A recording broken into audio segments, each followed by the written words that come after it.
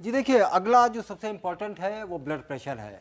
इसमें at the time of hospitalisation कुछ लोगों ने रिपोर्ट किया कि उनको पहले से बीपी की बीमारी है।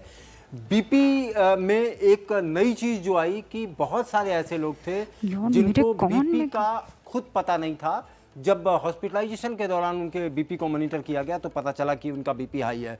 कुछ लोगों को स्टेरॉइड की वजह से उनका बीपी हाई हुआ। तो मैं बीपी के जो आंकड़े हैं वो आपको दिखाना चाहूँगा। बीपी के आंकड़ों में जो हाई ब्लड प्रेशर के मरीज थे उनमें 83% की मोर्टेलिटी, इन 100 मरीजों का जो आंकड़ा है उसमें 83 मरीज वो हाई ब्लड प्रेशर के थे। इसके अलावा सामान्य बीपी के 17% मरीज थे, यानी कि बीपी एक इम्पॉर्टेंट फैक्टर इस मोर्टेलिटी में जो ये 100 मरीज जिन पे हम लोगों ने स्टडी की उसमें सामने आया।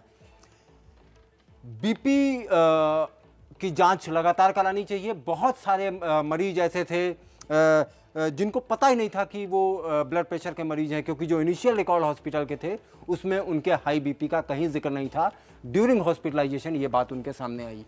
अगला ऑक्सीजन लेवल भी एक इम्पॉर्टेंट फैक्टर था eight the time of admission. यहाँ मैं आपको क्लियर कर दूँ कि ये जो SpO2 का यानी ऑक्सीजन का आंकड़ा है वो जिस वक्त मरीज अस्पताल में एडमिट हुआ उस वक्त उसका SpO2 क्या था।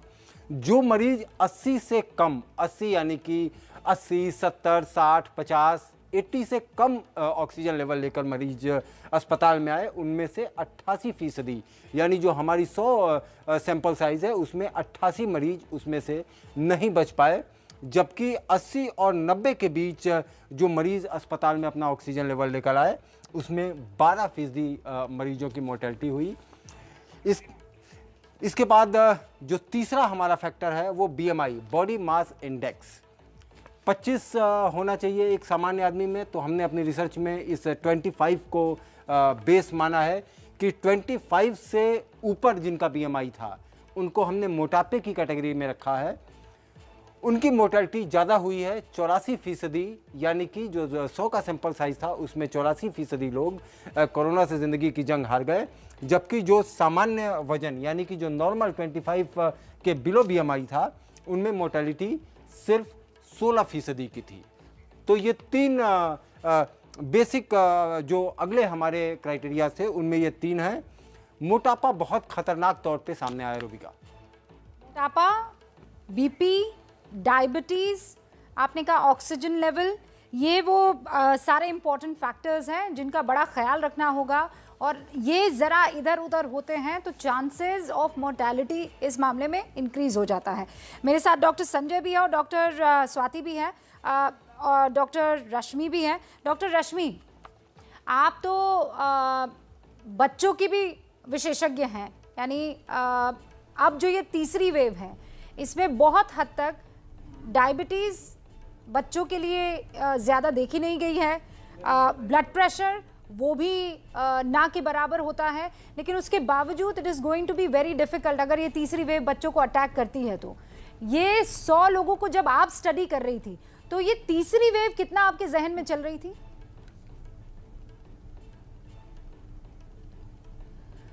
देखिए, तीसरी लहर के लिए तो हम सभी को सावधान रहने की बहुत ज़्यादा ज़रूरत है।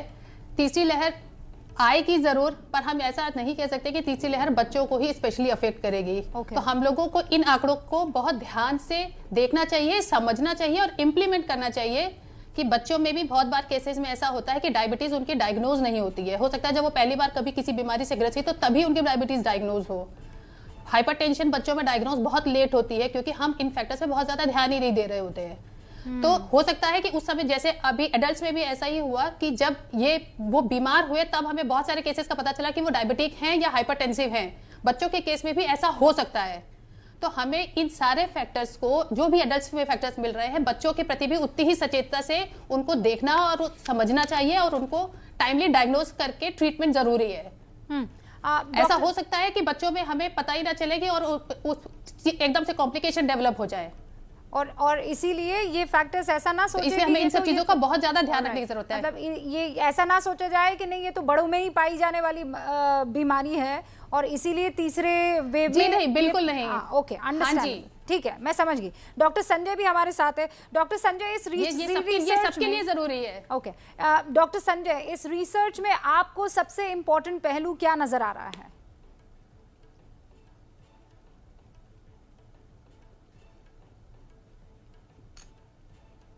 देखिए, कोमॉर्बिडिटीज जो है शुरू से ही है, जब से कोविड-19 शुरू हुआ है वुहान से दिसंबर 2019 से, तब से कि कोमॉर्बिड कंडीशन, और उसमें दो, ओबेसिटी एंड आपका ब्लड प्रेशर, सॉरी डायबिटीज़, ये दोनों जो है इनमें मॉर्टेलिटी हमेशा से ज़्यादा रही है।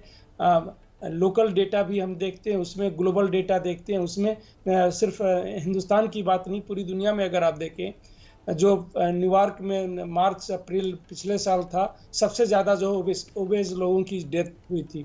तो ये पूरी दुनिया में इसका ये है, और वह प्रूफ करता है कि जिनको कोमॉर्बिडिटी है, स्पेशली डायबिटीज़, हाइपरटेंशन, उनको जो है ज़्यादा प्रॉब्लम करता है। कुछ कोमॉर्बिडिटीज़ में बहुत ज़्यादा डिफरेंस नहीं हुआ, बट इनमें रियली इसका इफेक्ट बहुत ज़्यादा था, और उसी को ये प्रूफ करता है, ये जो हमारा ये है। जहाँ तक रही बात कि ज़्यादा ये यंग लोगों की, ये ऐसा नहीं है, क्योंकि परसेंटेज जो है देखिए, सिर्फ 8% पीपल जो हैं 60 साल से ऊपर के हैं इस कंट्री में।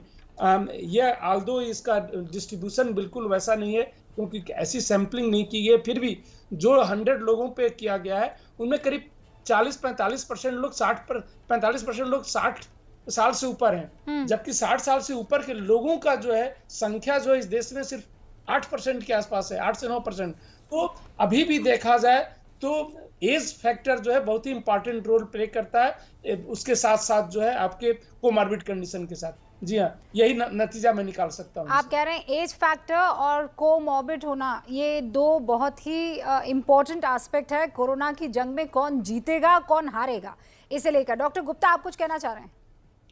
मैं ये बताना चाह रहा था कि जो दो फैक्टर हम लोगों ने डिस्कस किए, एक है उसमें हाइपरटेंशन, हाई ब्लड प्रेशर, दूसरा है ओबेसिटी।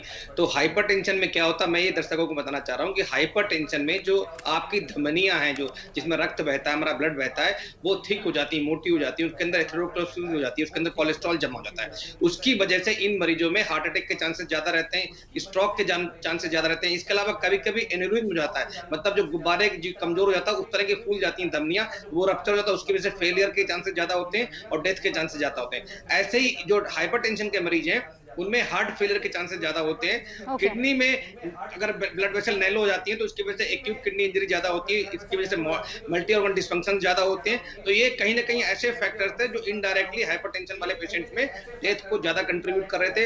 अगर हम ओबेसिटी की बात करते हैं तो उन मरीजों में जिनमें ओबेसिटी होती है, आपने देखा होगा उनको वो स्नोरिंग होती है, स्लीप अपनी होती है, वो रात को खराटे भरते हैं, तो कहीं ना कहीं उनकी रात में ऑक्सीजन सैचुरेशन वैसे ही फॉल कर जाती है। उनके अंदर लंग डिजीज है, फेफड़े की जो बीमारियां, अस्थमा, पल्मोनरी क्लॉट्स ज्यादा बढ़ते हैं। तो इसलिए ये और कहीं ना कहीं इनडायरेक्टली ओबेसिटी थी, लंग्स को कंप्रोमाइज कर रही थी, उसके लिए उसकी वजह से भी डेथ के चांसेस ज्यादा थे। इसके अतिरिक्त ओबेसिटी डायरेक्टली भी हाइपरटेंशन को बढ़ावा देती है, स्ट्रोक को बढ़ावा देती है, हार्ट डिजीज को बढ़ावा देती है, डायबिटीज को बढ़ावा देती है। तो इस वजह से हमें लगता है कि जो हाइपरटेंशन थी और जो ओबेसिटी थी, कहीं ना कहीं दोनों ही बहुत खतरनाक थे। अब तक हम ये सुनते आ रहे थे कि मॉर्बिड है अगर पेशेंट, तो आप उनकी वैक्सीनेशन जल्दी करवा दीजिए। और ये देखा भी गया है कि जो लोग वैक्सीनेटेड हैं या जिनको वैक्सीन लगाई गई है, उनको कोरोना तो हुआ लेकिन बच भी बहुत बड़ी तादाद में गए। वो हल्का फुल्का जुकाम, थोड़ी बहुत कमजोरी, लेकिन हालात इतने खराब नहीं हुए कि उनको उस लेवल पर जाना पड़े कि आईसीयू में भर्ती करवा दिया जाए या वेंटिलेटर पर रखा जाए।